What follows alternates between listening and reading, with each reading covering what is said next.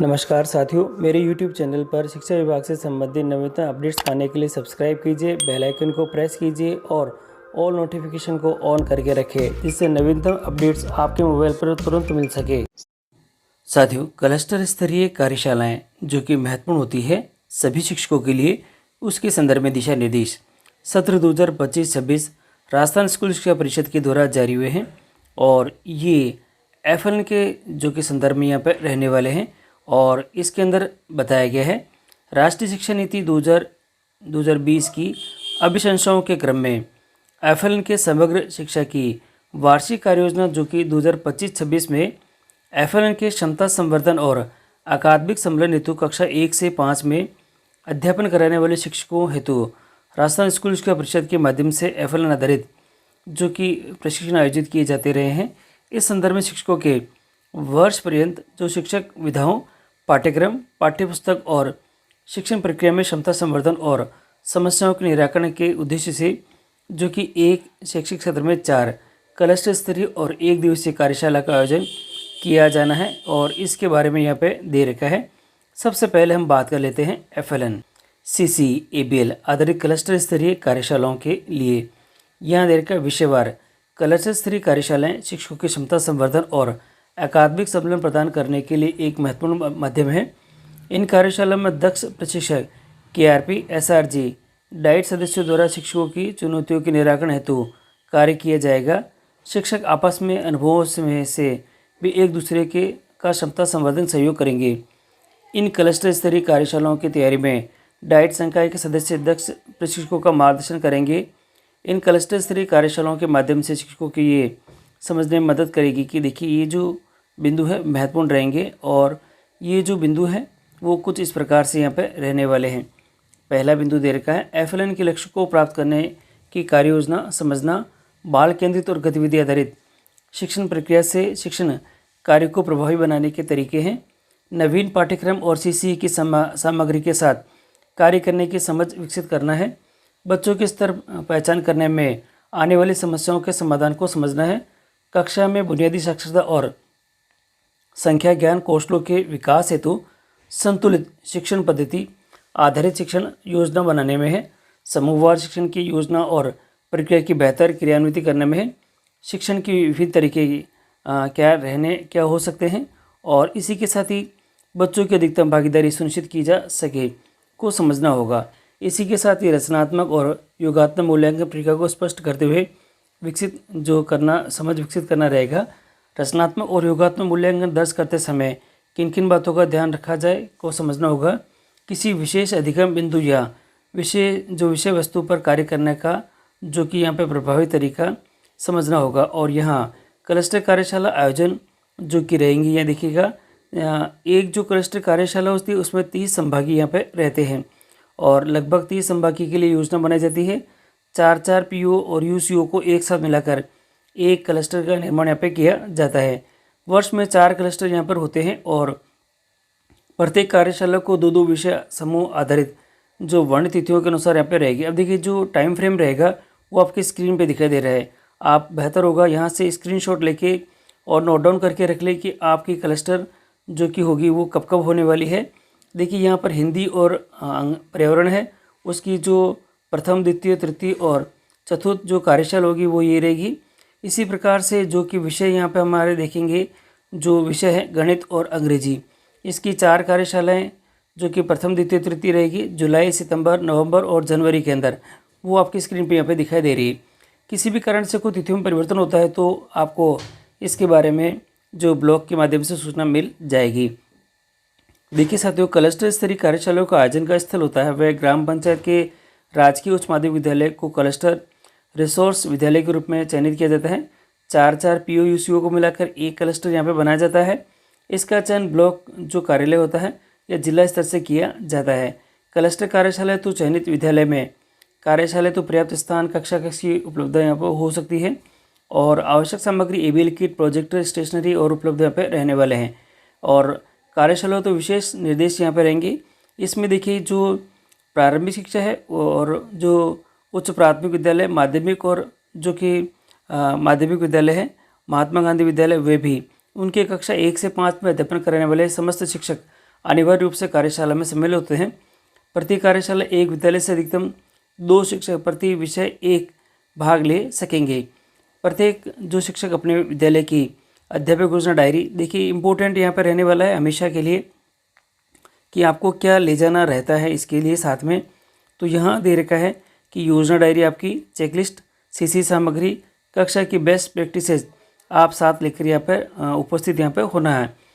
साथियों, बैठक जो व्यवस्था रहती है क्लस्टर विद्यालय के द्वारा यहाँ पर रहती है और यहाँ पर सूचनाएं इनको अपने सीबीओ कार्यालय को पहुँचानी रहती है, जो कि जिम्मेदारी इनकी क्लस्टर के पीओ ईसीओ की यहाँ पर रहती है। और एजेंडा जो कि टाइम फ्रेम रहता है, प्रत्येक क्लस्टर के अंदर जो बैठक रहेगी, देखिए यहाँ पर जो टाइम स्लॉट होते हैं वो कुछ इस प्रकार से डिवाइड होते हैं। बैठक के अंदर सबसे पहले 10:30 से 12 बजे तक का रहेगा और 12 से फिर 1:30 पर है और 2 बजे से लगा के 3 बजे तक आपके पास में यहाँ रहेगा और 3 से 4:30 रहेगा और विशेष विवरण में यहाँ पर रहने वाले हैं।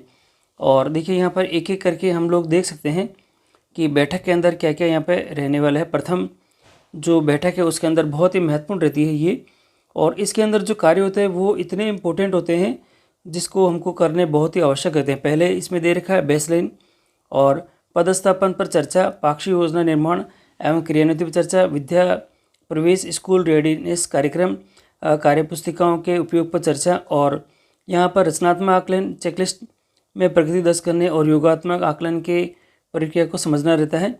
एबिल किट व आर्ट किट के बेहतर उपयोग पर चर्चा रहेगा। वर्कबुक का उपयोग और रीडिंग कैंपेन के प्रभावी संचालन पर चर्चा रहेगी। गतिविधि आधारित कक्षा शिक्षण के क्रियान्वयन, पोर्टफोलियो संधारण, रचनात्मक और योगात्मक आकलन पर खुली चर्चा रहती है।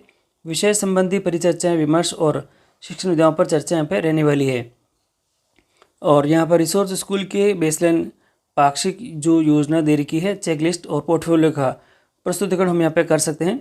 साथ ही संबंधित बेस्ट प्रैक्टिसेस यहाँ पे साझा कर सकते हैं। पाक्षिक योजना की समीक्षा और आगामी पाक्षिक योजना पर निर्माण पर भी चर्चा कर सकेंगे। और द्वितीय के अंदर प्रथम कार्यशाला की समीक्षा यहाँ पर रहेगी और पाठ्यक्रम अनुक्रमणीय ज्ञान निर्माण और प्रक्रिया प्रस्तुतिकरण यहाँ पर रहेगी और रिफ्लेक्टिंग जो प्रश्न निर्माण और जो एबिल के उपयोग पर यहाँ पर चर्चा रहेगी। प्रत्येक स्कूल में एक विद्यार्थी की लर्निंग फ्लो का प्रस्तुतिकरण यहाँ पर रहेगा और योगात्मक आकलन अनुसार सीखने के प्रतिफल की प्रगति यहाँ का प्रस्तुतिकरण यहाँ पर रहेगा, जो कि होलिस्टिक प्रोग्रेस कार्ड है। वार्षिक अभिलेख संधारण पर चर्चा यहाँ पर रहने वाली है और रिसोर्स स्कूल जो भी होगी उसके यहाँ पर जो पाक्षिक योजना है और पाठ पर प्रस्तुतिकरण आपको यहाँ पर रहेगा। तृतीय के अंदर जो द्वितीय कार्यशाला की समीक्षा और सीसी में आकलन के विभिन्न तरीके हम यहाँ पर करेंगे बात, और योगात्मक आकलन, तृतीय योगात्मक आकलन पर चर्चा यहाँ पर रहेगी। चौथो इसके साथ ही मल्टी लेवल जो हम लोग बोलते हैं multi level and multi grade teaching और चुनौतियाँ यहाँ पर रहेगी। अभिलेख संधारण में आने वाली समस्याओं पर चर्चा रहेगी। चतुर्थ के अंदर जो तीसरी कार्यशाला पर हम लोग चर्चा और समीक्षा यहाँ पे कर सकेंगे। स्वास्थ्य और कार्यानुभव विषयों का शिक्षण में एकीकरण और पुस्तकालय की भूमिका पर चर्चा भी यहाँ पे रहेगी। वार्षिक अभिलेख पर जो पंजिका होती है और वार्षिक अभिलेख संधारण पर हम चर्चा यहाँ पे कर सकेंगे। इस प्रकार से देखेंगे तो बहुत सारी चीज़ें हमारे को आपको सीखने को यहाँ पे मिलेगी। विषयवार क्लस्टर स्तरीय कार्यशाला के निर्देश यहाँ पे दे रखे हैं। कार्यशाला तिथि निर्धारण इस प्रकार जब किया जाए तब एक विद्यालय से एक बार में एक विषय समूह हिंदी, पर्यावरण और गणित अंग्रेजी को पढ़ाने वाले शिक्षक भाग लेंगे। इससे स्कूल बंद होने की स्थिति नहीं रहेगी।